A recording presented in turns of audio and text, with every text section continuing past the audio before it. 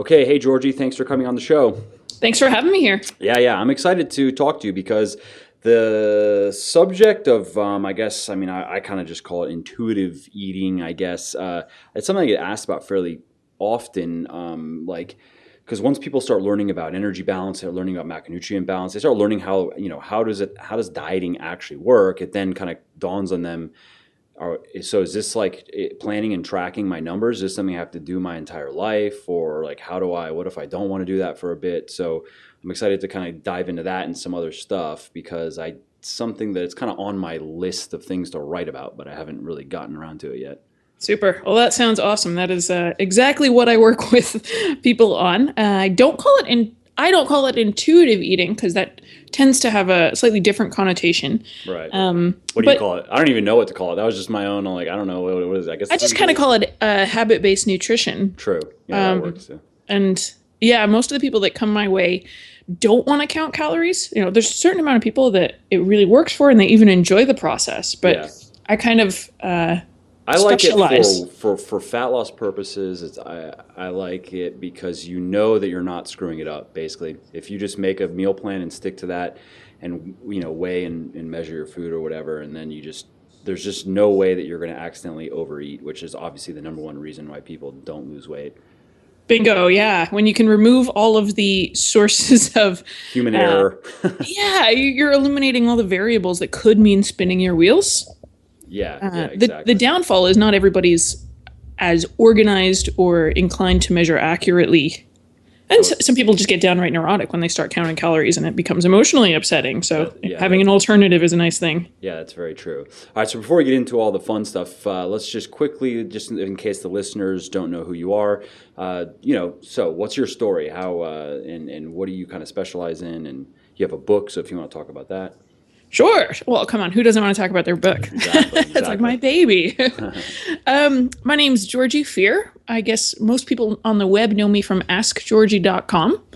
And I run a nutrition coaching company. So I, of course, coach my own clients. And then we also have other fabulous coaches who have trained with us and work for us at One by One Nutrition. My husband is that spelled out or is it numeral one?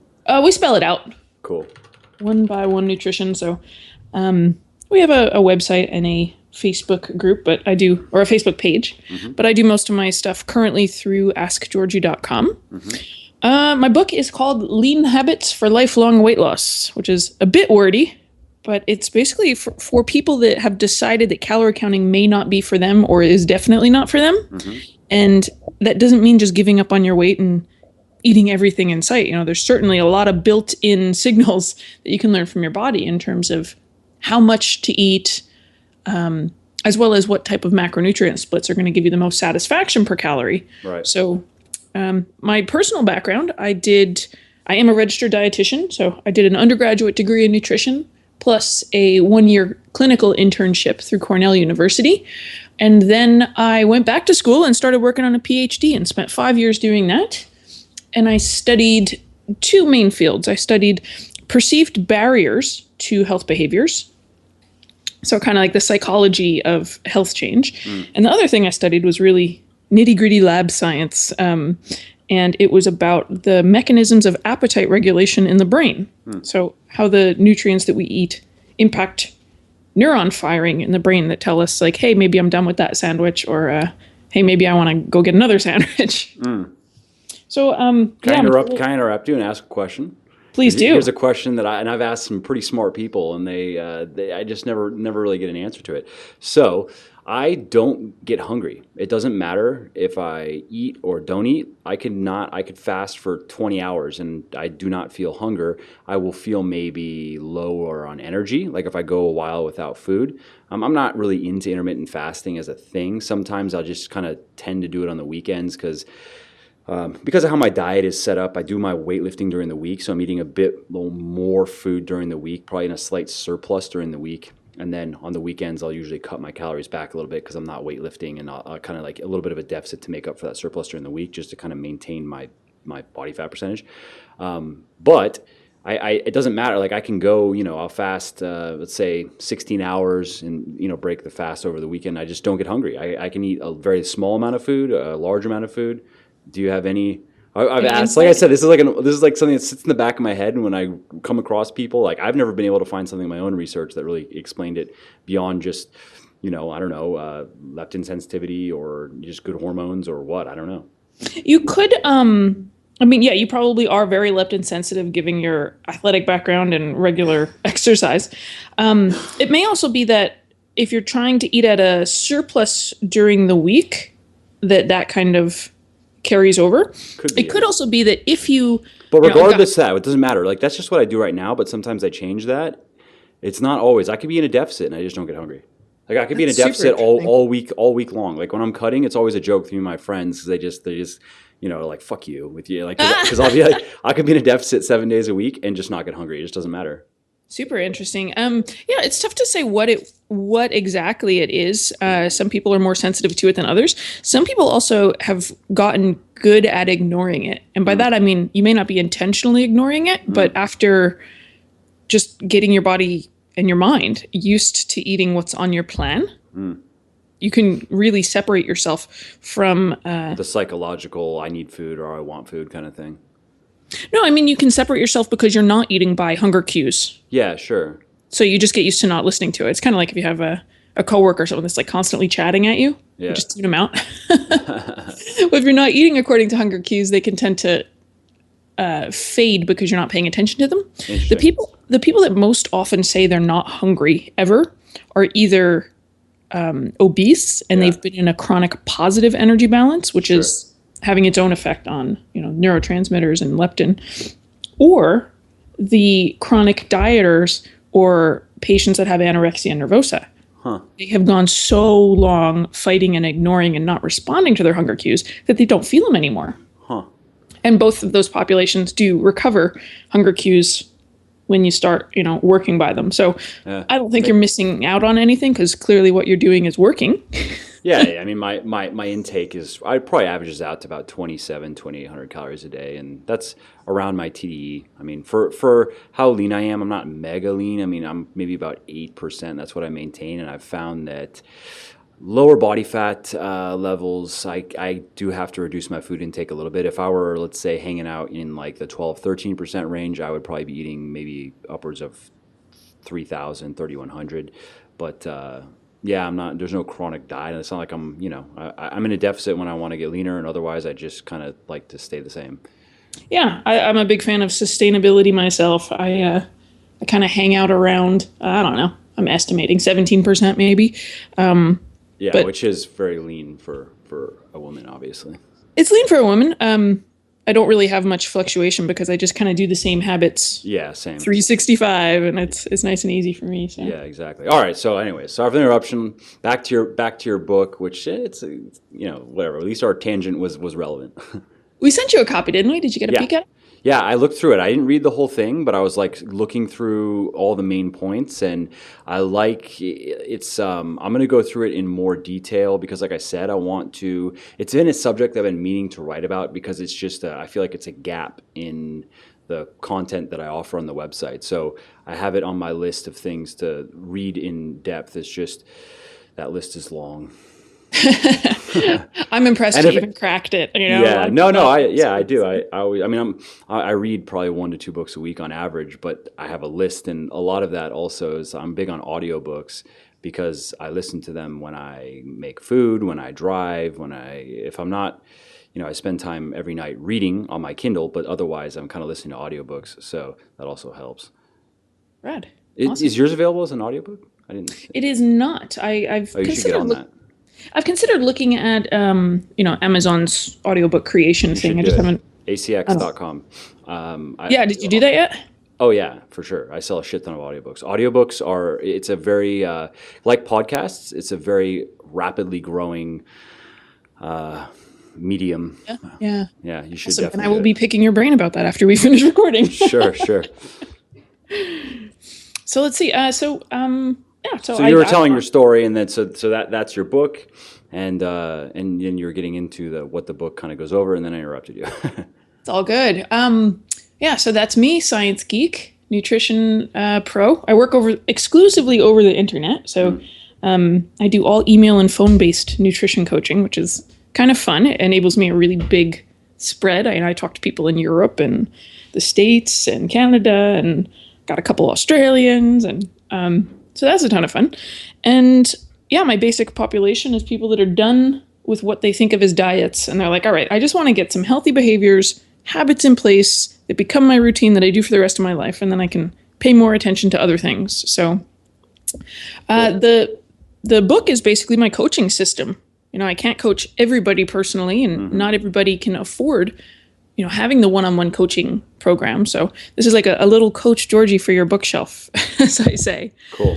The most important part is the core 4 habits. And that's the first section of the book. And these are like the big rocks. And a lot of people in fitness and nutrition and a lot of other areas too, we want to get into the details. Yeah. We all want to be advanced and start with carb cycling and fancy workout routines and fancy supersets and 12 supplements and meanwhile, people might still be eating when they aren't hungry. And if you're trying to lose weight, eating when you're not hungry is just completely maladaptive most of the time. So the core 4 habits that we talk about are first, getting your meal timing down to a more satisfying breakdown. And by that I mean, if somebody's doing frequent small meals and they consolidate them to get larger meals with some more space between them, there's a number of benefits to that. One is you get to eat a full plate of food instead of 300 calorie mini meal. But the other thing is, even if you take the same number of calories and you distribute them into more substantial meals with more space between them, people report more satisfaction, and they actually get food off of their mind for a number of hours after the meal. And I know that you said you personally don't experience hunger, but maybe you've heard of this before. When that weird thing called hunger. Yeah, and I'm sure you've heard your clients say that when you reduce calories pretty low, they're kind of thinking about food all the time. Yeah. I mean, I'm not a big fan of big calorie deficits, especially not like, and you're probably the same way. I'm more of a fan of using exercise to drive that deficit as opposed to cutting actual intake, where you just kind of go, all right, let's just start at BMR or something like that. I'd much prefer that somebody exercise. I mean, obviously there's a point where you just can't, you can overdo it, but if they can be exercising 4 to 6 hours a week, I much would prefer that, because then they just get to eat more food, and we get to, start off several hundred calories above BMR, which gives us some room to move down if necessary, but yeah, I mean, generally speaking, I think in my experience with when you, most people that I hear from and I just email with and stuff, the first week or two can be a bit of a, they have that issue, and then as their body adapts, it seems to be not so much of a problem. Awesome. Yeah, I don't do huge deficits either. I mean, when you work in hunger and satiety, your body's pretty good at not wanting you to go into this massive deficit. Yeah. But it does let people accumulate, enough of a deficit to, lose a half pound to a pound a week on average. And, I've got data on thousands of clients at this point, and we never really know when they will start losing weight as they go through the habits, because we're very consistent with just one habit at a time. Let's do one thing and make sure you do it enough that you get good at it and it becomes relatively easy. And then we're going to stack on a second habit. So if somebody's first habit is, let's say I'm going to eat 4 times and I'm not going to graze in between. I'm not going to eat the samples at Costco. I'm going to try and steer clear of the candy dish at work. Yeah. I'm going to try not to eat my kids' crust from their PB&J sandwich. That's a significant habit change for a lot of people who may be eating, lots of and that can be a lot of calories too. A lot of those, I kind of call them hidden calories, quote unquote, because they don't really realize. Yeah, they sneak under your radar. Yep. So that is for some people, if they're consuming a lot of calories in the grazing between meals, they'll start losing weight right off the bat.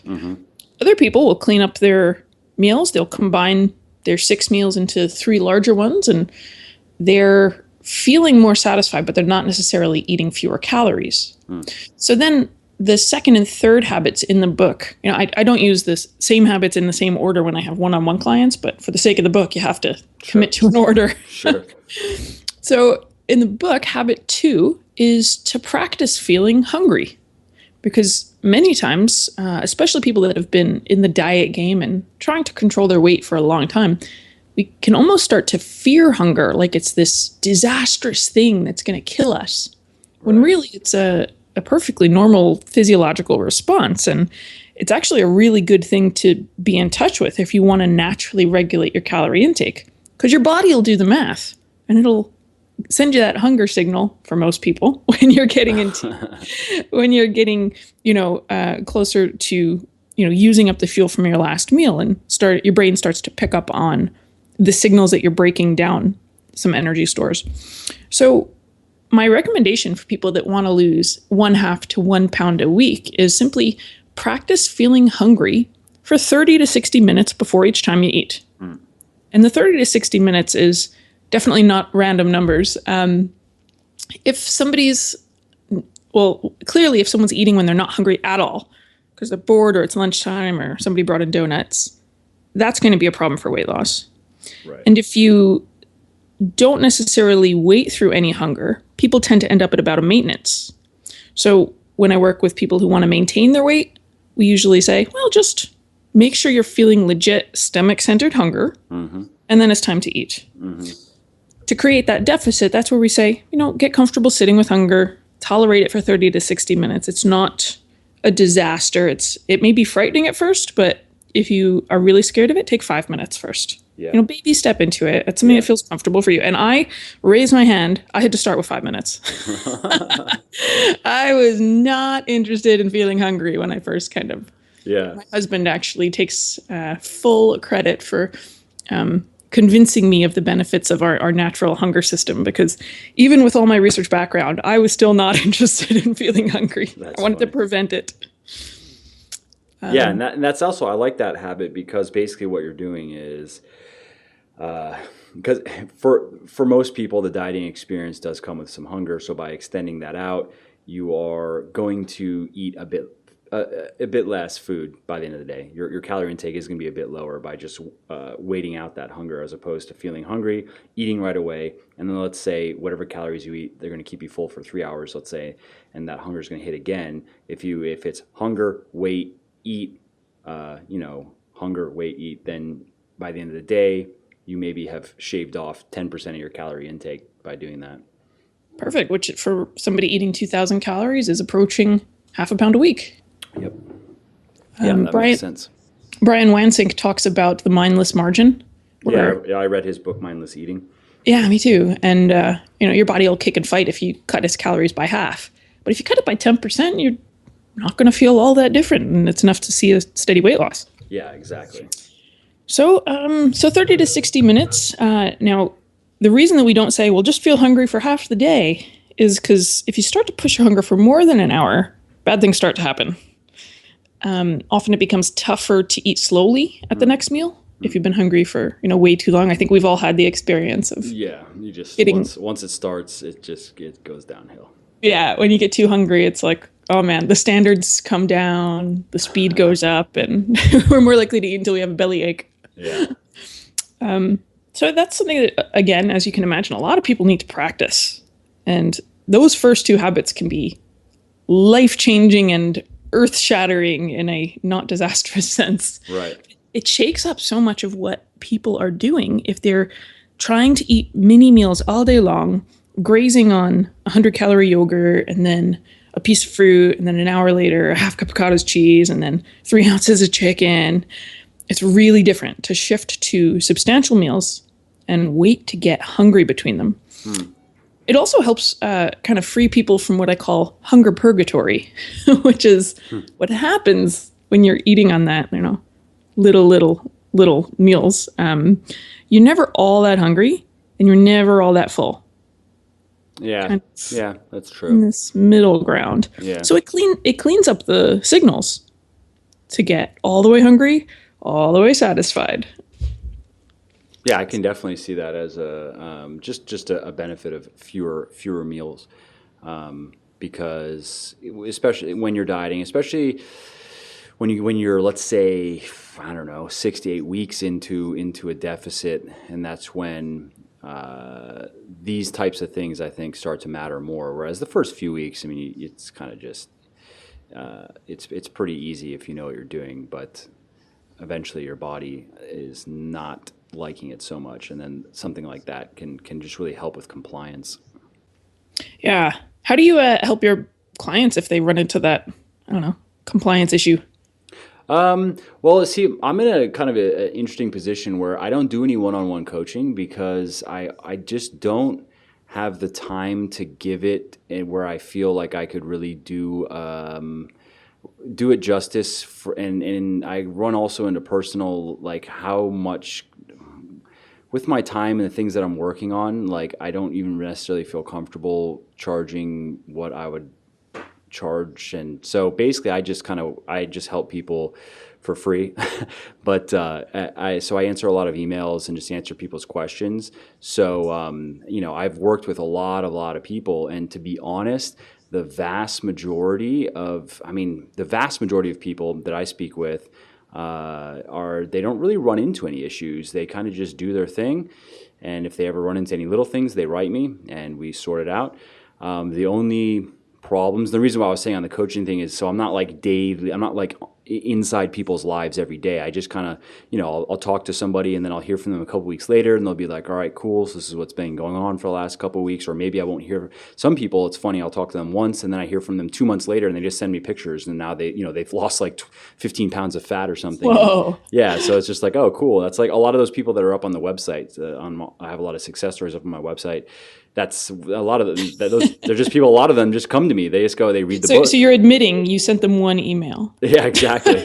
So it can be one email. They read the book, and they're like, all right, I'm gonna do the program. Here are my questions, and I'm like, all right, cool. One email, and then they come back to me 2 months later, and they're like, check it out. I'm like, well, It must shit. be a damn good book and email. Well, shit. That's Because I talk to my people every day, and exactly I know their pets' names. yeah. So I'm in a different position, but I just have a different setup. However, the only like thing that I kind of run into, or have it would be the most common issue that people run into, and because of I write a lot of content on Muscle for Life, and my books contain a lot of content. It's usually just like they know the weekends come. Let's say every week the weekends come and they just overeat, and so they'll run into something like that and then we'll have to either rework their meal schedule. So some people, they for whatever reason they thought they had to eat a big breakfast every day, so they were forcing themselves to eat a big breakfast every day, but they don't really they would prefer to just skip breakfast and eat a big dinner, and they didn't really know, quote unquote, know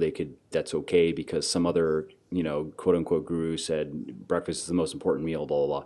So it's usually just that. It's usually stuff of reworking their meal scheduling. And then sometimes it's also just giving themselves a break, like just reverse dieting for a little bit. Go for the next 4 weeks and, increase your daily calorie intake by 100 every 7 days or so, or every 5 days.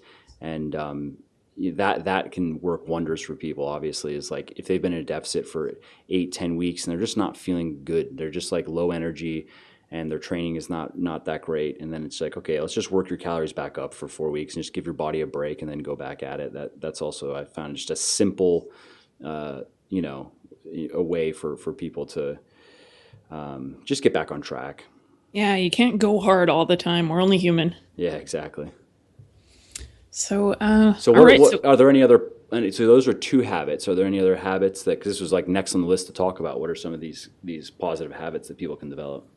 Those were the first 2, and then number 3 and 4, which round out the kind of 4 biggies. Right. Number 3 is about eating just enough, and that's stopping when you're satisfied. Basically, a lot of us have gotten into the habit occasionally or frequently eating until we're uncomfortable, eating until we're stuffed, and that requires very Every little once explanation. In a while, I'll eat like come holiday, like come Thanksgiving. I always do. I'll eat until I just can't move, basically. Until I'm in so much pain. I can eat so much food. I'm like a weird snake human person or something. I can go probably. I think this last Thanksgiving it was like 5 or 6 full plates of food until I was like, Oh my. it's absurd. It doesn't make food. any sense. Like I'm just weird. So I don't get hungry if I don't eat. I just get low energy and I just know that I need food, but I don't ever have hunger pangs. But then I'll go out, if I can go out to a restaurant and eat 4,000 calories and feel like, I guess I feel 60% full. You do. I'm an alien. I don't know. I'm a robot or something. Hey, we all have superpowers. That's my superpower. I'm glad you have found yours. It's like, put that on the resume. I have best-selling books, and I can eat 6 plates of food. Yeah, my hunger hormones. I've mastered mind over matter with my hunger hormones. Yeah, the human stomach is remarkably expandable. Yes, I know that. And again, that's the type of thing that people practice if they're not just doing it at holidays, but doing it every night at dinner. Yeah. Then it certainly becomes an issue for their weight. Nobody's body reflects what they do once a year, unless you're getting a tattoo or something. But in terms of what you eat, one meal a year. And that's why I don't care exactly. It's like once or twice a year. I'm like, I don't even care. I'm just gonna eat so much food because it's gonna taste good and it'll be fun. I love that Aristotle quote where he says, "We are what we repeatedly do. Excellence is not an act, but a habit." Yeah. I'm all about routines as well. Like your so if you got good habits, eat until you can't move on Thanksgiving and Christmas, and it won't matter. Exactly. So for the day-to-day, just practicing. For some people, it's eating literally 3 bites less. Really, really small touches here and there, and going in a small, non-scary fashion. Again, not slashing your intake by 50%, but seeing if you need 6 ounces of meat, or if 5 is just as satisfying, or if instead of 2/3 of a cup of oatmeal, maybe half a cup is fine.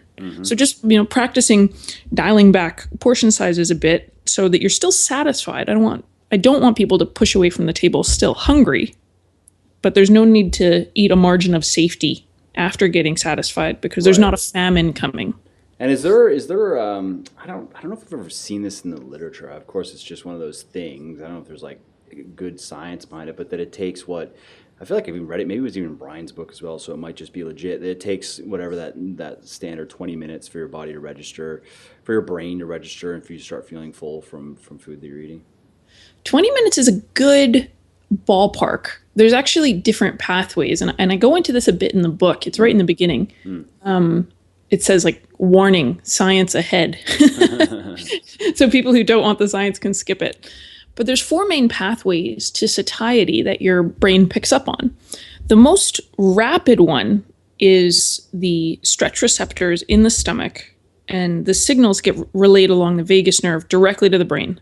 So there's no metabolite that has to accumulate in the bloodstream or reach a certain concentration. Your stomach stretches out, zap, signal goes right up to the brain. And that's where the food volume research comes in, and that it's the volume that matters for satiety. Bingo. Yeah, more than the calories, yeah. So in terms of volume, like Barbara Roll's research, volumetrics, that type of thing, is quite rapid. That's why if I drank a liter of seltzer water with all those bubbles in it, I'd be like, whoa, I need a few minutes before lunch. Right. Just it's not comfortable. Right. Your body's not going to be fooled, though, by a liter of seltzer water. It's going to sort through that signal and go, wait, there's no calories here. Nice try. Nice try. You can't have Diet Coke instead of lunch. You need to actually give me some food. So the other signals are based on the nutrient content of the meal. So some of the most other powerful signals come from protein, which triggers the release of various hormones, and they circulate via the blood up to the brain. So that, as you would expect, takes some time. Fat digestion also releases some, I don't want to get too jargony here, but fat digestion also triggers the release of some compounds, such as OEA, which is short for oleoyl ethanolamine. I knew it. I was going to have to drop a long word in there. And that reaching the brain also triggers a delay in hunger returning. So the fat signal is actually the slowest pathway to register. Yeah. So if you're eating... Because if it's like quick satiety, then it would be carbohydrate and protein, right? Right. Carbohydrates don't... They do directly Especially fibrous ones. Well, the fibrous ones are going to trigger more of the volume receptor. Right. Or the volume pathway. Carbohydrates aren't... Well, so carbohydrate concentration is sensed by neurons in the brain. But I think what's more powerful in turning off appetite is the insulin release. So it's not the carbohydrates themselves, but the resulting insulin rise. Sure. So that's going to be sensed by the brain as well. So if Well, I mean, somebody's dietary fat won't produce that insulin reaction, though. So, I mean, you got to get it from protein or carbs, right? okay, so you're talking about after the stretch pathway, Yeah, before the sure. Yeah, I was just saying, like, just on that insulin point, because a lot of, there's low carb dieting is very trendy right now, and I think one of the downsides of it, and you've probably heard from a million people that have tried it, and I've heard from at least 1,000 people over the last, I don't even know, 6 months or so that have come off low carb dieting because they just don't they're hungrier than usual, their energy levels are lower than usual. And there's a bit of research out there that shows that you can't say it's going to be for everybody, but there's a better chance of just general satiety on a higher carb intake when you're in a calorie deficit than a lower carb. Agreed. A lot of that has to do with the fat percentage of the diet as well, because by default, there's only so many nutrients. So if you drop carbs really low to get enough energy, most people increase their fat intake. Right. Do you agree? Right. Yeah. I mean, it depends on how educated they are, I guess, because you kind of cap protein at some point. There's no need to be. Yeah. You don't. I mean, you're not going to be eating 2 grams of protein per pound of body weight or something. There's just no need to. Yeah, and it'll just gross you out. I mean, Yeah. when protein I've done that intake is- before in the past when I used to think that like you have to eat a ton of protein to get anywhere. Like it was not enjoyable. Yeah, 9 p.m. at night, you're like holding your nose, putting the canned tuna down, like, oh God. Or another double scoop protein shake. Like, oh my God, I have to drink this. Yes. Oh, I laugh because I've done it. Yep, I know. So yes, protein tending to be self-limiting because it just starts to gross you out after a while. So that high fat intake actually starts to cause a problem. If you have too high a fat intake and too high looking at somewhere above 40% of total calories, it actually weakens the satiety pathway from fat. Just from oversaturation. Just from overdoing it. Yeah. Furthermore, it impacts your brain so that your brain becomes less sensitive to leptin. So, this kind of leptin is, as many people know, a hormone that is created by fat cells among some other tissues. Right. And it circulates to the brain and, in general, turns down appetite and turns up energy expenditure. Right, because it tells the body that it's fed, right? It tells the body that you have fat stores and energy's on board. Yes. So this is a hormone we definitely want to have its full capacity. It does lots of good stuff for us. Yeah. And if your fat intake is too high, it actually suppresses your brain's sensitivity to leptin. So for people that are low carb, high fat, and it's not working for them, I start bringing down the fat, replacing it with some good fibrous carbohydrates, nutrient-rich fruits and vegetables, and whole grains and sweet potatoes, and people start doing a whole lot better. And best of all, they have energy again. Yep, and that's exactly what happens. What I hear from so many people when a lot of times they'll just contact me because in my kind of flagship books, as you say, one for men, one for women. That's I go over this, and so I'll hear from people saying, "Hey, I was doing this low carb dieting for a while. I was really scared to add carbs back in because I thought I'd be fat, or I thought I'd get fat, but I." Just did what you said, and not only am I like losing weight again, but I feel 10 times better. Well, yeah. And I can have toast again. Yeah, exactly. And it's also a quality of life. I mean, you shouldn't have to sacrifice, every food you like for any reason whatsoever. Yeah, I'm with you. High on life enjoyment, and food's huge for that for me. For everybody. I mean, there's no question about that. Yeah.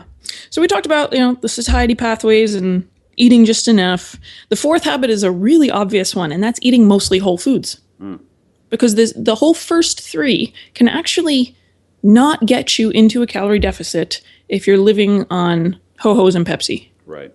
Like you can actually eat 3 or 4 times a day and eat only after you've been hungry and stop when you're feeling satisfied and gain weight if you're eating lots of processed food because they just trick the system. And I think and they're also very calorie dense. Yeah, you bet. There's so much in depending on the foods, it's so many calories per, you could say, cubic inch of food. So you're not, whereas like vegetables, you can fill your stomach up and get that stretch response, and it's not, not very many calories, lots of nutrients, body feels good, but donuts, not so much. Right, right. So those are the basic core 4 habits, and then the rest of the book is kind of your fine tuning. For somebody that's, it's basically how to get the most mileage from your appetite and satiety cues. So once you're eating mostly whole foods, and I say mostly, not all, because I don't want people to we all know people that have gone too far into that direction and starts to decrease quality of life because they're feeling like they have to, I don't know, home grow. Or never eat sugar ever again, or never have a fried anything ever again. Right. So, moderation, a few processed things, really not a big deal. But if it's more than 10% of your diet, I usually recommend, trying to nudge it down. Right. And by processed, I mean, obviously you mean overly processed, because pretty much everything, a lot of the grains have been processed to some degree, but you mean more like the prepackaged crap that, baked goods and stuff like that, right? Yeah, there's certainly a spectrum of processing. Yeah. I don't believe in too many dichotomies of good and bad. Yeah. So some people will start to think, well, I shouldn't eat anything that came from the middle aisles of the grocery store. Exactly. Well, I get oatmeal from the middle aisles, and I get... Yeah, and oatmeal has been processed. It's not, they took it from nature. It didn't come exactly like that. They had to do something to it. Yeah, this is not the same as carrot cake mix. Exactly. We're talking, it's different things here. Canned beans, yeah, jarred peanut butter, yes, technically these are processed, but we're not looking at, really nutrient empty foods. Yeah. Where I'd say fat-free cheese and stuff. You're like, this isn't food. There's no way. Cheetos. Yeah. Granola bars, Pop-Tarts. If that's the stuff that you like for your treats, awesome, rock on. But it shouldn't be, a significant contributor or the majority of the food that you eat. Right. I have to say, for the people that are in my audience that read my book, I don't know if anyone actually needs Habit 4. Because they're probably already eating mostly whole foods if they're reading my stuff. Yeah. But it's the type of thing that you just have to say. Yeah, and also I think it's a general, there's just a general trend, and I think it's only going to get more and more popular toward eating relatively unprocessed foods and people being a bit more aware of what they put in their body and wanting to eat more fruits and vegetables and wanting to eat organic food, stuff like that. So I think that we're going to see more and more of that over the next several years. Yeah. So, from there it talks about fine-tuning, and that for some people means reducing the fat intake if they're coming off of a super high-fat diet, boosting their protein if they're not having enough protein, tuning down their protein if they're overdoing it, because some people are just taking in too many calories because they think they need way more protein than they actually do. Right. Looking at the carbohydrates in someone's diet and seeing if it's proportional to their energy needs or not.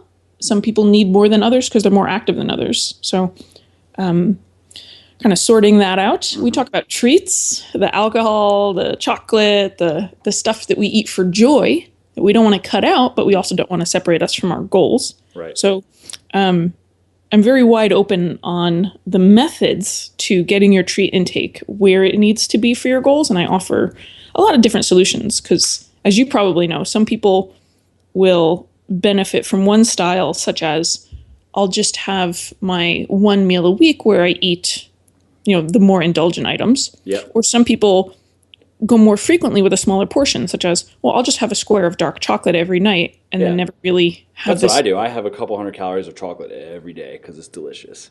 But then I'll also, for me, my quote-unquote cheat meal or whatever would be more if I'm going out to a restaurant and I'm just going to eat a bunch of food and I'm not really going to pay attention to I'm maybe a little bit conscious of I'm not going to eat 3 orders of macaroni and cheese, but I'm gonna be eating somewhere in the ballpark of 2,000 to 3,000 calories. And restaurant eating out, I think, is the only thing that if you're dieting, you do yourself a favor and prepare your own foods because you do not know what you're eating when you go and eat in restaurants. You make foods taste good by adding cream, butter, oil, and and that's also how you add a bajillion calories. Technical term. Yeah. So as you know, lots of people have different preferences for the treats. Yeah. I also run into people that really want their wine and they don't mind giving up the sweets and sugars. And people that really want their French fries every now and then and they just couldn't care less about dessert. Have you found that regular alcohol, having wine every day, beyond the calories of it, just because of alcohol's fat, blunting of fat oxidation, have you ever found that gets in the way, or so long as the calories are right, someone could drink, obviously there's a point where it becomes a problem, but could drink whatever that amount is every day? I do think it becomes problematic to have alcohol every day. I mean, it's not healthy for you. That's clear. I mean, I know it's kind of trendy right now to say alcohol is healthy, but I was listening to a podcast from a guy, super smart guy. He's the lead researcher of life extension, which everybody has probably heard of. Massive company. Life extension, right? I don't actually. Sorry. Oh, really? Life I'm now extension. I'm hanging my head and feeling social pressure to say yes, but no. To be honest, I haven't. Oh, they're. I mean, I think they're like $1 billion company that produces a ton of content, and very, very scientific. They mainly are selling products for the medical community, for doctors. Tons of supplements, but they also have a very strong direct to customer aspect. But if you just go look at their board, it's like 100 doctors and PhDs. And so this guy is the lead researcher over there. He's just a super brain.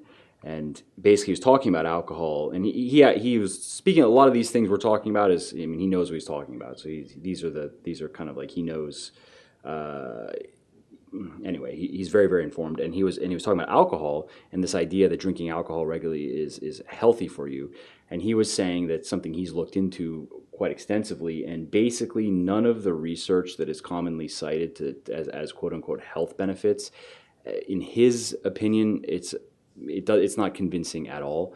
And he said, he was saying that alcohol is a poison. There's no arguing that.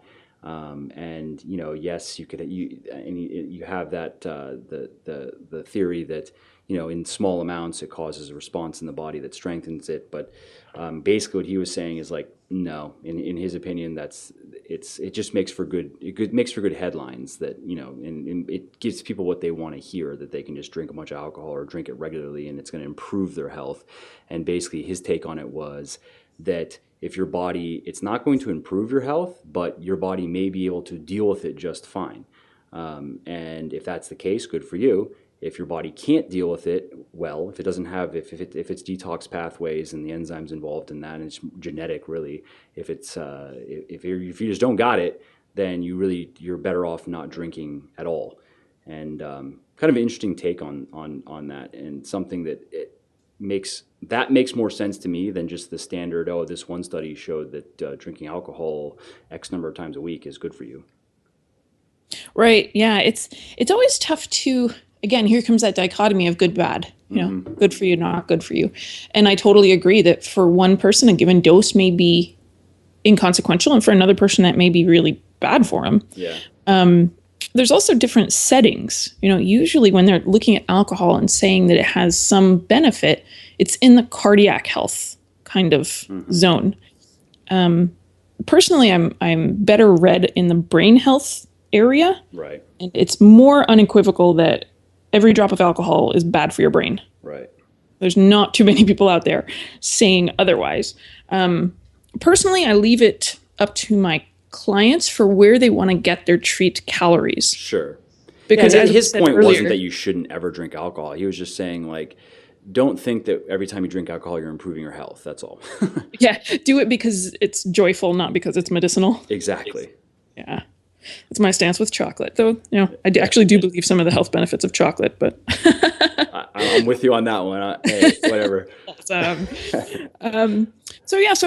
different people, we work to keep their most enjoyed foods and the most worth it ones in, so that this is something that they want to do for the rest of their lives. And most of us can think about paring out calories that are ho-hum. Like, right. If you think back over the last 2 weeks and the treats that you ate, maybe one of them was store-bought and stale. Yep. And you were like, after the first bite, I realized it wasn't great, but I ate it anyway. Yeah. Or you feel like you just wasted calories, like you wasted money. That's the worst. Yeah. I hate that feeling. I know, wasted calories. That's why I hate, if I go out to a restaurant, I only do it maybe once a week or so. I mean, I work so much, I wouldn't even want to do it more frequently because it takes the whole evening really if you're going to go do it. But I hate that you go to a shitty restaurant and you're like, great, just wasted all the calories. No, you got to wait until next week. So, yeah. So, lastly, the only other topics that I think I haven't mentioned are stuff like sleep, stress relief, and the big one, emotions. Yeah, and let's segue into that. So emotional eating, obviously a big issue out there. It gets in the way of a lot of people's attempts to lose weight. I have come across it a lot in my work. I'm going to pass the ball. What do you do? Yeah. What do you do? What's going on, and what do you do about it? One of the most common queries that I get from coaches or personal trainers or other nutrition coaches is, how do I help my clients with emotional eating? Mm-hmm. It is far and away the most common thing that other coaches write to me about. And there's no real concise answer, but there's a few tips that I have that are short enough to give on a podcast that may help other coaches and people directly who deal with this trouble. Right. And first, maybe just define, like, what is emotional eating? Like, what are some examples, just in case the listeners aren't even... Sure. I'd say emotional eating is the eating that we do for non-hunger reasons. So if you had a bad day and you know that some of that sugar, whatever, some ice cream will make you feel better, or... Exactly that. Have the most common things that make people eat emotionally are negative emotions, such as being frightened, being depressed, being sad, being anxious. Something that they're really not enjoying feeling will often drive people to eat. Sometimes boredom is a factor. People really, really don't like being bored. Mm-hmm. So that isn't per se as much of a strong emotional drive, but it is a non-hunger reason to eat. I call it eatertaining. Yeah. I know people that they know that. They know, like, if if they're bored and they're around food, it's very likely they're just going to start eating something. Yeah, and we get conditioned to these things so that every time we get bored, we're like, oh, I feel like eating. We don't even consider doing something else. So I find the most stubborn ones are where we're looking for food to modify our emotional state. We're hurting and we want food to make us feel better. Mm-hmm. We're upset and we want food to make us feel better. Or even if it doesn't make us feel better, because many people will just say point blank, it doesn't make me feel any better. I don't know why I do it. Yeah. But it becomes like a weird addiction. It's like how people are addicted to technology, addicted to Facebook, addicted to these stupid phone video games and stuff. There's just the brain chemistry behind it is kind of interesting. I've read a bit about it, actually, because I'm building an app, a workout app, and I wanted to know, like, how are these companies, how do they make these things so goddamn addictive?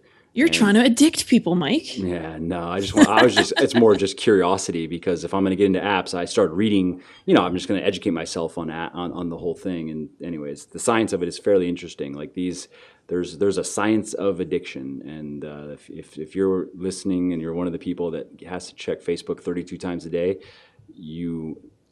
that's engineered. Yeah, things that are rewarding. Yeah. We want to repeat what gets rewarded. Yep. And if the reward is a better, emotional soothing, that's one. Another one is that it just can be numbing. It can give us a feeling of not being 100% present in our life. And we can kind of check out and go into the freezer and eat the ice cream. And while we're eating the ice cream, we're not thinking about the things that are bothering us. Yeah. So a lot of the tips that help people, and I've helped hundreds of people at this point, work through this, is trying to first discover first you want to learn about yourself. Like, this is not a defect that you have. If you have found that it's rewarding to eat to modify certain emotional states, there's nothing wrong with you. It's just a habit. It's like any other habit that we can change. Mm-hmm. So if you look into it a little bit more and you're observant, you might notice that, okay, it's particular times of day that I'm more likely to do it. It's also particular emotional states. When I'm excited, I may not emotionally eat. But when I'm anxious, so excitement with a little bit of fear mixed in, then I emotionally eat. Everyone's got a little bit different triggers. Some people, for a certain company, is even a trigger. Like, every time they get together with this friend, they overeat. Right. I guess you hear similar things from smokers, right? And like why it's really hard to quit. There's triggers, right? Yeah. So once you know what your triggers are, then you're equipped to take some more deliberate action. So for a lot of times, for smoking is a great example, you can avoid some of the triggers. So, I don't know, going to the cigar shop or the 7-Eleven where you always buy your cigarettes is probably a trigger that you can avoid doing. You can just not go down that street on your way to work. Yeah. With emotions, you can't avoid all emotion. I wish that we could stress-proof people's lives, or if I could cure depression, I would. You can get a lobotomy. How about that? Right. We can't rob people of the full spectrum of life experience, and that includes some pain. It includes some disappointment. Yeah. So what we can do is work on healthier coping mechanisms. So a lot of times it's skills like speaking to another person. If we've learned to lean on food, it may be because we've had a bad experience with leaning on another person who betrayed us or, didn't honor our trust or, looked at us or judged us like we were weak for being upset about a certain thing. So many, many times it's, recommitting to, I can actually lean on people. There's people that are honest and care about me, and talking to somebody often helps somebody work through an emotion far better than hanging out with Ben and Jerry's. And that's just one example. Maybe somebody does talk to other people, but they can also cultivate, other ways to let go of stress after a bad day. Exercise is a good way to do that. That's exactly where I was going. Lots of people use their exercise to decompress, to leave behind the workday. Yoga is another nice one that a lot of people use. Yoga's taking a great. walk with their dog. Yeah, it's funny. Those are things. So I don't really consider myself a stressed person, but I go home. That's why I do cardio a few times a week, and so I'll do it. I lift weights early in the morning. I like it. I like it to start my day. But then after work, I'll go do 20 minutes of cardio. I'll walk my dogs. I'll eat some food, and then now I'm good to go again. Nice, yeah. So it kind of resets you. Yeah. Get you back to baseline. Yeah. So we've talked about a couple examples, and we could make a 6-hour podcast about all the emotions and coping mechanisms and healthy strategies to manage emotion. But that's a pretty concise way to think about emotional eating: is learn what's triggering you and why you're doing it without judging yourself. Yeah. And then look for alternatives that you can do. And if somebody is struggling to make progress with it on their own, there are so many professionals out there that can help. Totally. Not just, dietitians like me. We do have some training in helping people change behaviors and change thought patterns. There's also professionals in mental health, counselors and psychologists and therapists that can work with people. My favorite modality of therapy is cognitive behavioral therapy, which teaches people to identify the thoughts that are causing them the elevated distress, and then how to substitute those with more realistic thinking patterns, which enables healthier behaviors. So, for example, if my boss at the office said something to me that was critical, my thoughts about that are going to determine if I go, oh, that wasn't very nice, or if it destroys my day and sends me home and, into a tailspin. Totally. So the way that we interpret the world has a really profound impact on how upsetting our world seems. And gosh, one of my favorite things is watching people interpret their world differently, and it becomes less upsetting, and they suddenly realize I don't need food to keep me numb to my life. Yeah. My life is handleable. I'm up to this. Yeah, and that's also, if you're there are a lot of things you can study in that too, a lot of books you can read, and that's, I think, one of the easiest ways to just change yourself for the better is go read. Like if a listener's having a problem with that, or somebody's having a problem with that, there's a lot of good stuff out there that can do just that for them. They can learn how to think about it differently, even if they don't necessarily want to reach out to a counselor, or if they can't afford it or whatever. You can afford to read good, go on Amazon and find 10 books that have a ton of good reviews, and whatever the classics are that you're supposed to read, and to help deal with whatever issue, and you're going to come out better for sure. Agreed. There are just so many resources out there to help people. Yeah, totally. Okay, cool. So usually I kind of just we've gone all over the place, which is great. Let's take one more point. Because normally I try to keep it around an hour, or people complain sometimes. Yeah, pick a juicy one. What do you want to chat about, Mike? Let's wrap up with metabolic adaptation or damage. Should we think of it as adaptation? Is it damage? And this is it's a kind of a hot topic these days, and a lot of opinions on it. So, and I know this is an area that you specialize in. Yeah. So what changes when somebody loses a substantial amount of weight? Yeah. Earlier in the podcast, we touched upon leptin. And leptin is one of the main drivers of all of the things that happen after somebody loses weight. That's how your brain picks up on the fact that you're shedding fat. So when leptin drops and the brain picks up on it, it starts to put some changes in motion to keep you from starving to death. So one of the things it does is it reduces the level of thyroid hormone that is around in your body. And that has an effect on slightly decreasing your resting metabolic rate. So just the basic amount of calories that it takes to beat your heart, grow your hair, blink your eyes, laying in bed all day. That number will reduce. Now, the actual size of the reduction is where a lot of people get misinformed. Yeah. They'll think, oh, I must be burning next to nothing. You can't get by on next to nothing. The maximum adjustment that your body can make if you're under eating is about 10 to maximally 15%. And you've probably, it's probably worth mentioning even the Minnesota starvation experiment there where, I'm trying to remember, the largest metabolic reduction, was 40%, but the average was something around 15%, right? I'm not aware of a 40. If we look up, I just might be remembering wrong. I wrote about it a long time ago. I remember they're like, Sure. if you took the most metabolic slowdown they saw was obviously higher than the average, but the average was, am I right in that? It was somewhere around 15% or something like that? yeah, that study was consistent with the average being, I want to say 14%, but I'll have to look it up. Yeah. But it was between 10 and 15. And those were people that they were, I think their average calorie intake was 1,500, right? And they were like hard labor, several hours a day. They were recreating a prison camp experience. It was really extreme, and I think they gave them 50% of their calories. So it was just a huge 6-month long. That sounds about right, because they were burning a lot of energy too. They were just beating the shit out of their bodies, basically. Yeah, this was people that didn't want to go to war, so they did not have all of these subject rights things in place, which is why you wouldn't see that type of study done again today. But Exactly. yeah, even in really extreme circumstances, your resting metabolic rate only comes down 10 to 15%. It does not crash by 600, 700, 800 calories.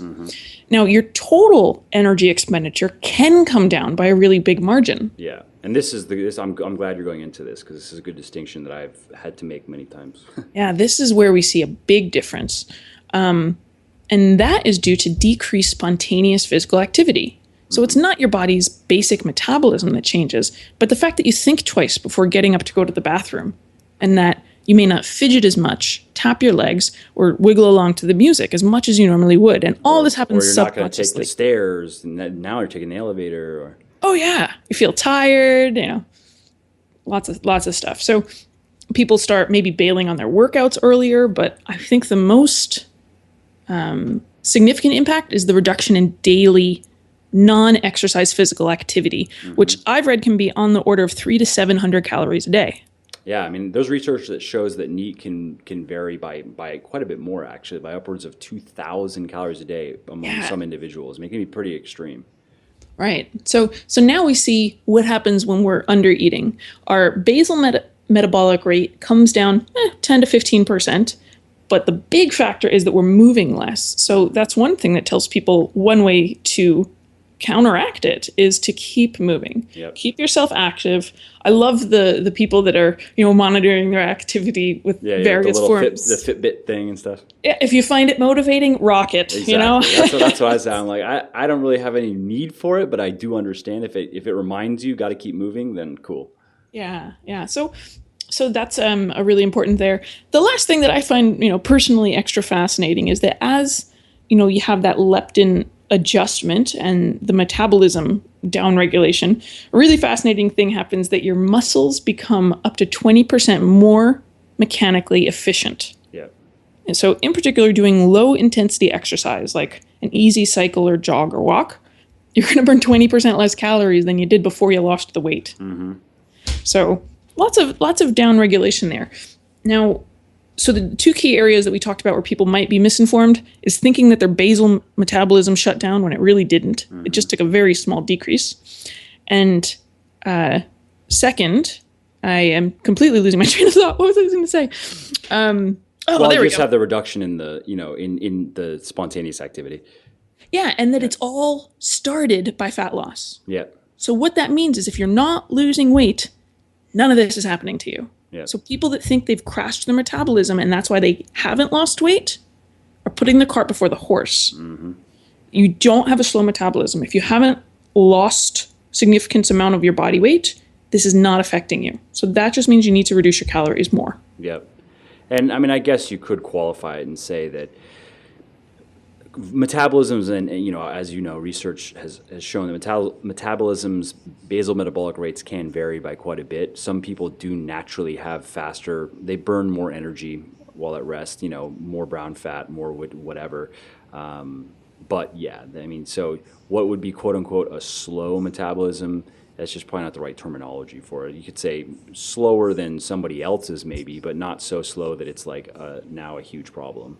Right. I mean, if somebody suspects that they have, if they really suspect that the amount of calories they're taking in don't seem to be logically appropriate for the weight that they're maintaining, go to your doctor. Get your doctor to run a blood test. There are medical conditions that can interfere with your metabolic rate. I've had several clients over the years that, discovered that they weren't adequate with their thyroid medication, or that they were hypothyroid and didn't even know it. So it can never hurt to get checked out by your doctor just to make sure that you're healthy in all ways. Right. Yeah, makes sense. So then this idea of metabolic damage then is, what's your thoughts on that? Oh, I certainly don't. I don't use it. Yeah. And I definitely don't use the term starvation mode because Right. oh gosh, all the connotations that come up with that. Yeah. I I mean, simply the reality is when you're losing weight, you are starving your body to some degree. You're feeding it less than it wants. So Right. like you can, it sounds like an extreme word, but it's really not. And that's what it is. Mild, gradual starvation over time. Well, being in an energy deficit is, I wouldn't think of it as starvation, but I you're know right. I'm exaggerating, but That's the desired thing. That's what we're going for is an energy deficit. But as you said, mild and doing it slowly, actually you have less of the metabolic adaptation. Yeah.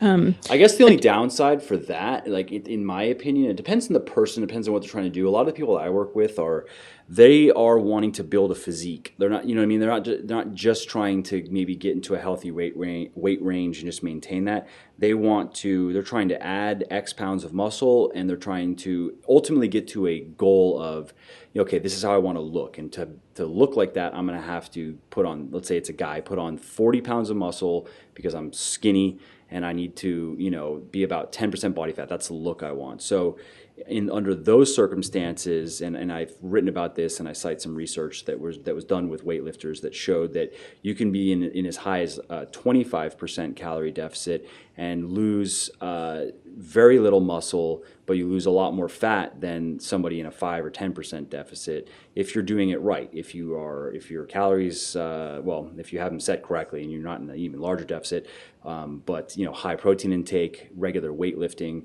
So I think it kind of depends on what your goal is and where you're trying to go, because unfortunately, when you're in a calorie deficit, you're not going to build shit for muscle. So when I'm in a calorie deficit personally, I want to get it over with as quickly as possible while still being healthy, essentially. Yeah. There is, and the big thing that you mentioned there that I just want to repeat is the weight training. Yeah. You can't eat your way to a physique. Yeah. You have to have the stimulus to build the muscle. You can definitely eat your way through fat loss. That all comes down to the kitchen. But for people that want to build muscle or lose fat and retain their muscle, having that weight training stimulus is really, really valuable. Totally. Cool. So this idea of metabolic damage, then, I mean, is you can't damage your metabolism by eating too little, because you can't do anything worse than in that starvation experiment we were talking about. Agreed. And people that do have lowered metabolisms from doing an overly aggressive diet, like people do getting ready for a competition, as you mentioned earlier, just coming out of it, giving your body a break, increasing your calories, your body will adjust and bounce back. You're not permanently damaged in any sense. And I don't even think of it as damage, because your body's doing a good thing to keep you alive. It's kind of a positive benefit. Yeah, it's true. There's a bit of research out there, case studies really on bodybuilders that, but that's also like, because sometimes that research will be referenced in terms of quote unquote metabolic damage, because like I can think of two that I've seen that showed that the hormonal, the negative changes in the hormone profile in particular I think it was either 6 or 12 months later, it was still there. There were two different papers. I don't remember which was which. One might have been 6, one might have been 12. But what people maybe don't realize is that that's extreme. I mean, a bodybuilding prep means getting down to 4% body fat. You're if you keep going, you're going to die basically. And it's 30 weeks of prep. It's a ton of cardio, ton of just exercise, just beating your body, beating it. And that you can't take that research and then extrapolate that to the person that just says, "Oh, I just want to lose 20 pounds of fat," and be a little bit aggressive with it. Yeah, that's a great point. Bodybuilding is certainly an extreme example.